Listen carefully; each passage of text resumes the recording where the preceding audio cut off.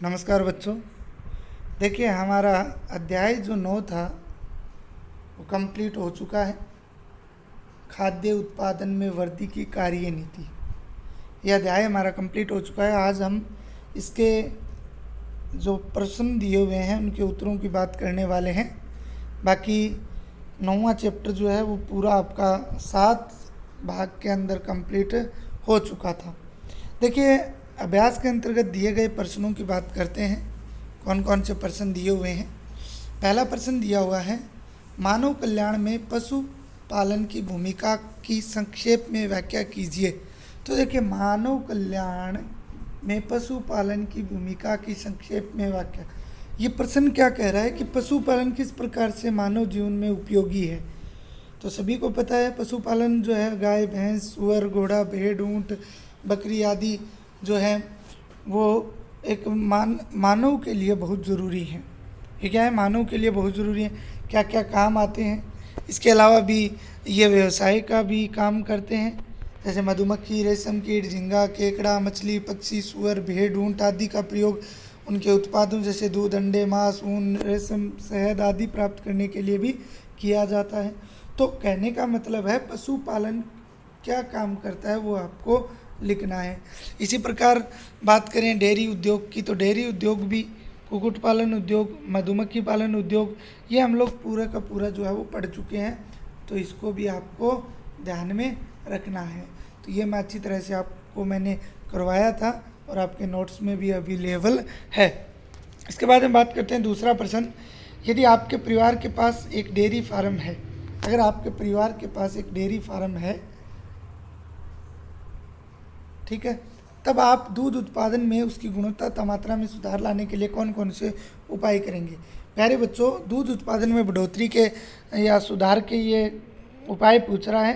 तो dairy farm प्रबंधन में दूध की गुणवत्ता में सुधार लाने या उत्पादन को बढ़ाता है। मूल रूप से डेयरी फार्म में रहने वाले पशुओं की नस्ल की गुणवत्ता पर ही दूध उत्पादन जो है वो निर्भर करता है। किसकी, जो हम लोग पशु रखते हैं, क्या रखते हैं पशु, वो उन्नत किस्म के होने चाहिए। कैसे होने चाहिए, उन्नत किस्म के होने चाहिए। कैसे होने चाहिए, उन्नत किस्म के। अब सबको पता है डेयरी उत्पादन में क्या किया जाता है, दूध का उत्पादन जो है वो किया जाता है। इसके अलावा रोग प्रतिरोधक वाली क्षमता वाली जो नस्ल है वो होनी चाहिए। इसके अलावा अगर बात करें तो उनको स्वच्छ जल एवं रोग मुक्त वातावरण में रखना चाहिए। अच्छे क्वालिटी का जो चारा है वो उन्हें दिया जाना चाहिए।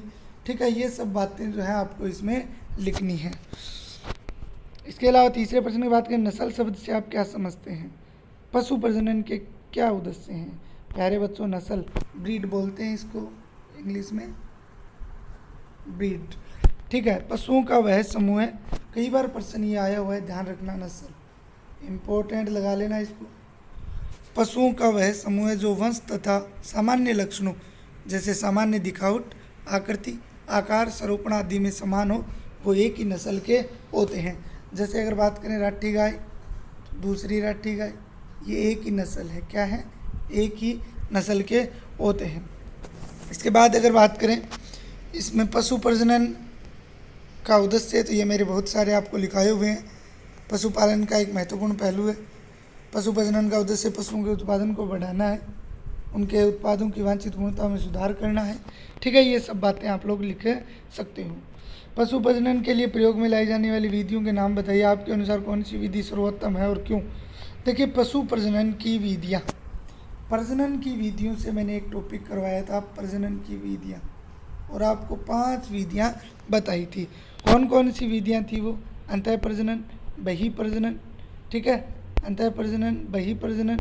बही प्रजनन के अंदर मैंने आपको फिर से 3 प्रकार बताए थे, बही संकरण संकरण अंतः विशिष्ट संकरण। तो इस प्रकार से हमने टोटल कितनी 5 जो है वो पढ़ी थी। तो इसमें अलग अलग कौन से में क्या होता है ये सब आपको बताया हुआ है। अंतः प्रजनन क्या होता है, इनब्रीडिंग आउट ब्रीडिंग क्या होता है, बही संकरण क्या होता है, संकरण क्या होता है, अंतः विशिष्ट संकरण क्या होता है, सबके बारे में आपको उदाहरण सहित बताया हुआ है। जैसे अंतः विशिष्ट संकरण के अंदर मैंने बताया था, जब खच्चर गधे व घोड़े जो घोड़ा है, अगर बात करें तो खच्चर उत्पादन हमने की थी, तो जो क्या थी, ऐसी नस्ल थी जो क्या थी, बांस थी, जो नए जो है जीव उत्पन्न नहीं कर सकती थी।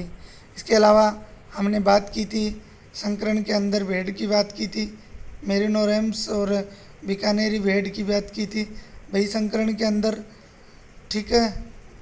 इसके अलावा बहिप्रजनन की बात की थी, अंतः प्रजनन की बात की थी, तो आप इसको ध्यान रख सकते हो। कृत्रिम निषेचन, इस विधि में वांछित गुणों वाले नर पशु के वीर्य को वीर्य बैंकों में सुरक्षित रखते हैं और आवश्यकता अनुसार मादा पशु के गर्भाशय में एक विशेष पिचकारी द्वारा वीर्य को पहुंचा दिया जाता है। इंजेक्शन बोल सकते हो, पिचकारी बोल सकते हो। भारत में संकरण विधि जंतुओं के नस्ल सुधार हेतु उनके अनेक शासकीय एवं अशासकीय अनुसंधान संस्थान ICAR, Indian council of agriculture research के अधीन कार्यरत है, ठीक है।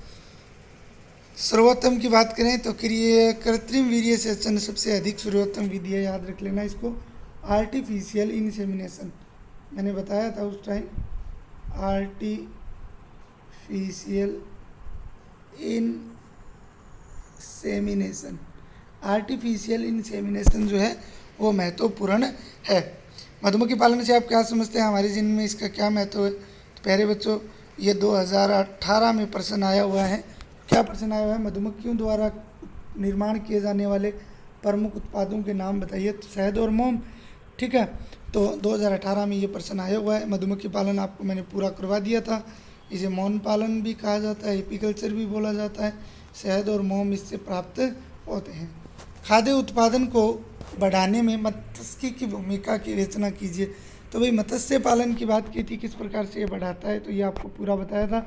मत्स्य पालन से क्या बोलते हैं, नीली क्रांति किससे जुड़ी हुई है, मत्स्य पालन से जुड़ी हुई है, ठीक है। लवणीय अलवणीय मछलियों के नाम मैंने आपको बता दिए थे, तो आप लोग वहाँ से देख सकते हो। पादप प्रजनन में भाग लेने वाले विभिन्न चरणों का संक्षेप में वर्णन कीजिए। पादप प्रजनन में भाग लेने वाले विभिन्न चरणों का, तो पहले बच्चों पादप प्रजनन शब्द पता होना चाहिए, ठीक है। आनुवांशिक नस्ल के प्रजनन में निम्नलिखित चरण है: परिवर्तनशीलता का संग्रहण, जनकों का मूल्यांकन तथा चयन, चयनित जनकों के मध्य संकरण, श्रेष्ठ पुनर्योजन का चयन तथा परीक्षण, नए कंषणों का परीक्षण, निर्मुक्त होना तथा व्यापारीकरण करना। तो ये आप लोग थोड़ा सा ध्यान में रख लेना। अगला प्रश्न बहुत ही अच्छा है, जैव प्रबलीकरण का क्या अर्थ है? और 15, 16, 17 लगातार प्रश्न आया हुआ है, तो ध्यान रखना। इसके बाद में ये सिलेबस हट गया था 19-20, 18-19-20 के लिए, ठीक है। तो इस बार आने की पूरी संभावना है इसकी। जैव प्रबलीकरण क्या होता है? उन्नत खाद्य गुणवत्ता रखने वाली फसलों में पादप प्रजनन को जैव प्रबलीकरण कहते हैं। जैव प्रबलीकरण द्वारा उच्च विटामिन, खनिज, प्रोटीन तथा स्वास्थ्यवर्धक वसा वाली प्रजनित फसलें जन स्वास्थ्य को सुधारने के लिए अत्यंत महत्वपूर्ण प्रायोगिक माध्यम होती हैं। मैंने लास्ट में करवाया आपको प्रोटीन की मात्रा तथा गुणवत्ता, तेल की मात्रा तथा गुणवत्ता, विटामिन की मात्रा, सूक्ष्म पोषक तथा खनिज की मात्रा।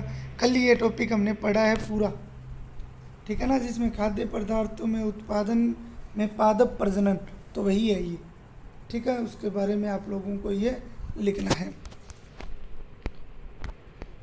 और मैंने नोट लगवा कर भी आपको लिखवाया है, वो यहाँ पे आप लोग लिख सकते हो।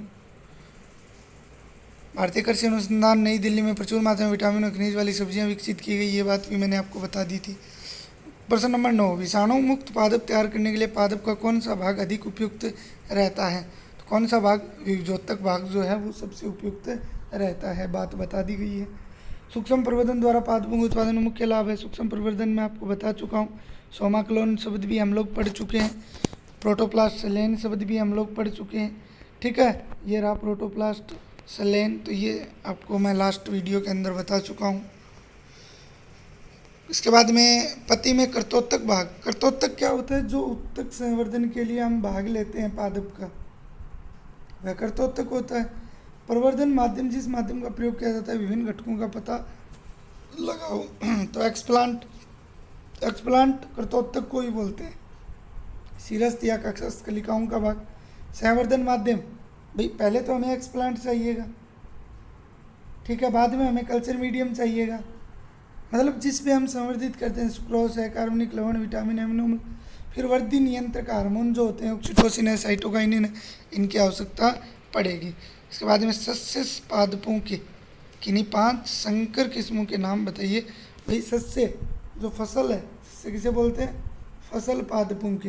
तो सरवती सोनेरा है गेहूँ की किस्म, गंगा 5 मक्का की किस्म है, साबरमती BCS या 55 धान की किस्म है, और धान मतलब चावल, ठीक है। पूसा 240 चने की किस्म, पूसा 72 सरसों की किस्म, ठीक है प्यारे बच्चों। ये आपके 12% दिए हुए थे जो आपके कंप्लीट हो गए हैं। कितने परसेंट दिए हुए थे? 12% दिए हुए थे। एक एक का मैंने आपको उत्तर जो है वो बता दिया। इनकी आपको PDF मिल जाएगी, तो आप लोगों को ये अपनी कॉपी में भी करने हैं और जैव प्रबलीकरण को अच्छी तरह से याद करना है। तो आज के लिए प्यारे बच्चों इतने ही। धन्यवाद।